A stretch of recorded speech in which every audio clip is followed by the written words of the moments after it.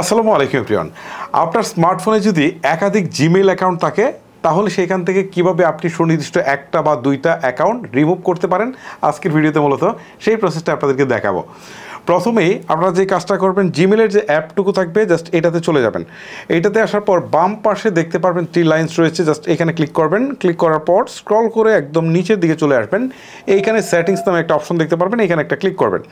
সেটিংসে ক্লিক করার পর এখান থেকে আপনি উপরের দিকে দেখতে পারবেন 3 লাইনস রয়েছে, ঠিক আছে? জাস্ট এখানে একটা ক্লিক করবেন। তারপর হচ্ছে এখান থেকে ম্যানেজ অ্যাকাউন্টসে একটা ক্লিক করবেন। এখানে যে ইন্টারফেসটা শো করছে এখান থেকে আপনি জাস্ট গুগলের উপরে একটা ক্লিক করে দেবেন। ক্লিক করে দেওয়ার পর এখন দেখেন এখান থেকে আমার 2টা জিমেইল অ্যাকাউন্ট কিন্তু রয়েছে। সো এই দুইটাই শো করছে। সো আমরা যেটা রিমুভ করব জাস্ট এটার উপরে ক্লিক করব।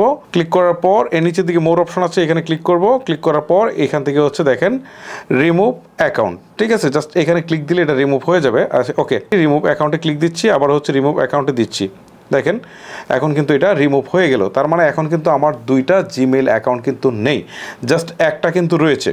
ওকে, আপনাদেরকে প্র্যাকটিক্যালি বোঝানোর জন্য আমি আবারও এখানে চলে আসি। দেখেন এই যে এখানে ক্লিক দেই, এখন কিন্তু এখানে 2টা জিমেইল অ্যাকাউন্ট কিন্তু নেই, জাস্ট একটাই দেখাচ্ছে। ওকে, সো এভাবে আপনাদের যতগুলো জিমেইল অ্যাকাউন্ট থাকবে সেগুলো কিন্তু আপনারা সেম প্রসেসে রিমুভ করে দিতে পারবেন। গাইস, এই ছিল মূলত আমার আজকের ভিডিও। যদি আপনার কাছে ভিডিওটি ভালো লেগে থাকে তাহলে অবশ্যই একটি লাইক করতে বলবেন না। আজকের মতো আমি ইমেল বিদায় নিচ্ছি। আল্লাহ হাফেজ।